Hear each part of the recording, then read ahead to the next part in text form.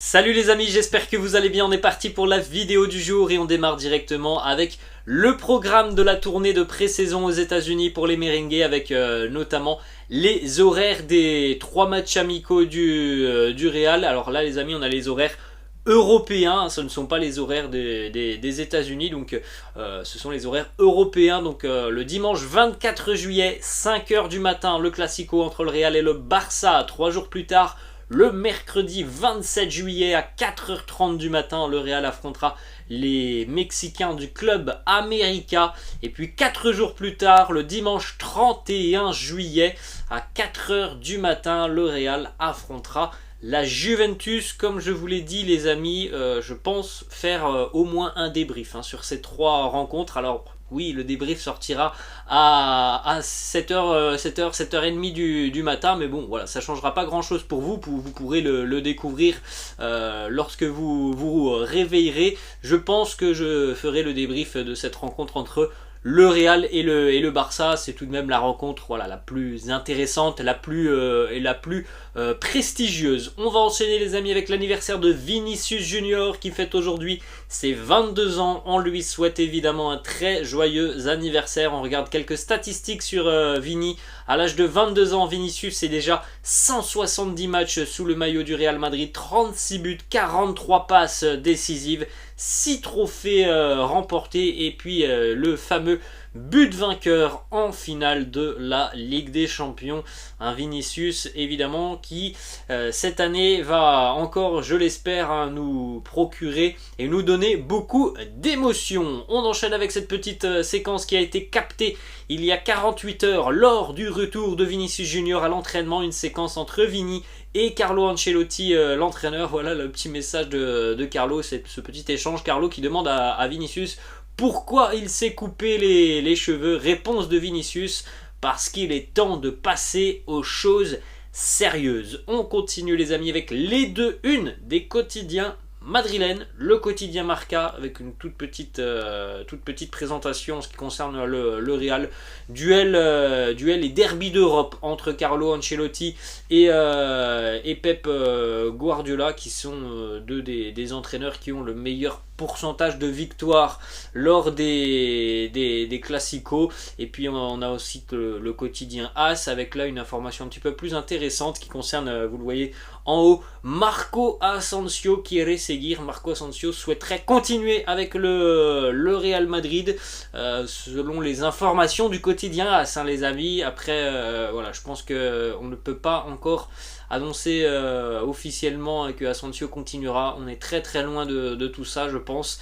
Il est encore très long le mercato, il n'y a toujours pas eu cette fameuse discussion entre Marco Asensio et Carlo Ancelotti, puisque Asensio va revenir dans 48 heures à l'entraînement. Selon le quotidien AS, Marco Asensio se verrait bien continuer parce qu'il a compris tout simplement aussi que pour le moment il n'y avait pas de recrue offensivement, donc c'est évidemment bénéfique pour lui et pour son temps de jeu.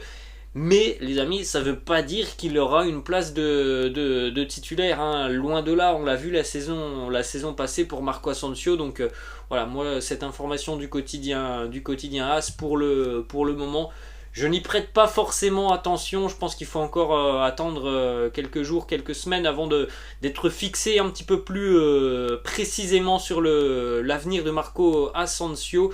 Selon le quotidien AS, toujours pour le moment, il n'y a pas de prolongation qui a été offerte par le Real à Asensio. Et visiblement, ça n'inquiéterait pas le joueur car il pense tout simplement avoir des chances de prolonger s'il fait une grande saison. Alors les amis, faut rappeler tout de même qu'il y a à peu près un mois, c'était une interview, je crois qu'il avait accordé aussi à AS ou Marca, peut-être une des deux, et il avait annoncé qu'il voulait des garanties de temps de jeu sur cette saison. Donc voilà, pour le moment, il n'y a pas eu d'information de Carlo Ancelotti ou de réunion entre Carlo et le joueur. Donc moi je prête pas forcément beaucoup d'attention à cette information du quotidien AS. On enchaîne les amis avec quelques petites informations et images sur l'entraînement de la veille et plus particulièrement sur les 2 entraînements de la veille, puisqu'une nouvelle fois c'était une double séance. Il y a un entraînement à 10 h du matin, comme d'ailleurs aujourd'hui, à l'heure où je vous parle, il y a entraînement. Et il y a eu un autre entraînement, donc l'après-midi, aux alentours de 17 h 30, avec au programme notamment du pressing, des possessions, des séries de conduite de balles, de la finition, une opposition sur terrain réduit. Petite information, Juan Milataza, Alvaro Odriozola et Mariano Diaz sont tous 3 restés uniquement dans le gymnase. Petite image aussi hier, ça a été capté par les caméras qui étaient présentes évidemment de la chaîne du club. Vous pouvez retrouver pas mal de vidéos sur les réseaux sociaux du club et notamment la page officielle du club sur Twitter notamment. Il y a beaucoup de vidéos et de photos. Eder Militao qui a retrouvé Carlo Ancelotti. On rappelle qu'Eder Militao a vécu un heureux événement dimanche avec la naissance de sa fille Cecilia. Il y a eu une belle accolade entre Eder et l'entraîneur Carlo Ancelotti. Et puis Militao était donc de retour à l'entraînement hier en mode pré-saison, tout comme par exemple Nacho et Vinicius Tobias que l'on voit sur cette photo.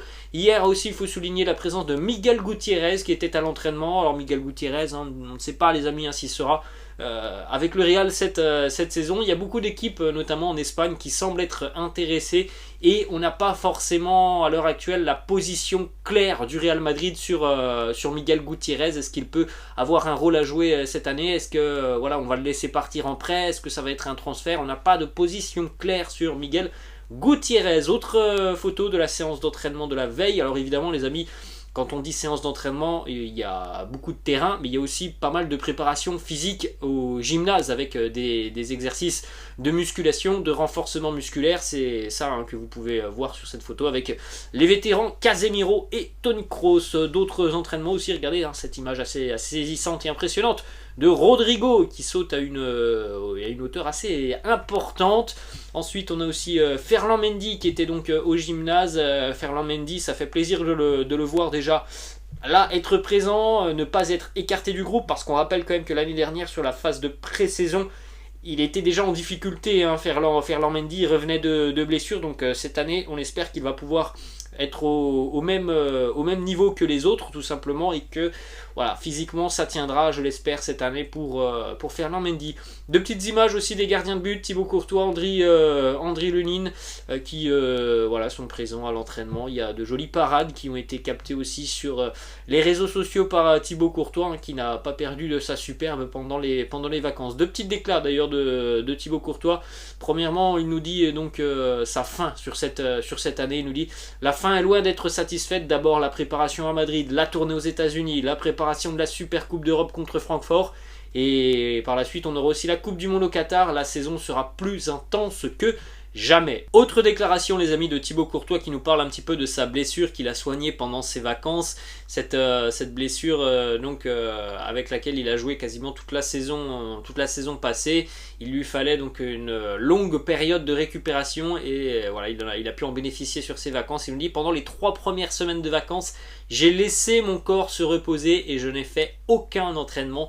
J'ai eu le temps de me détendre, de me vider la tête, jouer avec les enfants, passer du temps avec ma famille et avec mes amis. Il a annoncé que il était à 100%, que tout allait très bien par rapport à cette blessure. On enchaîne les amis avec d'autres petites informations.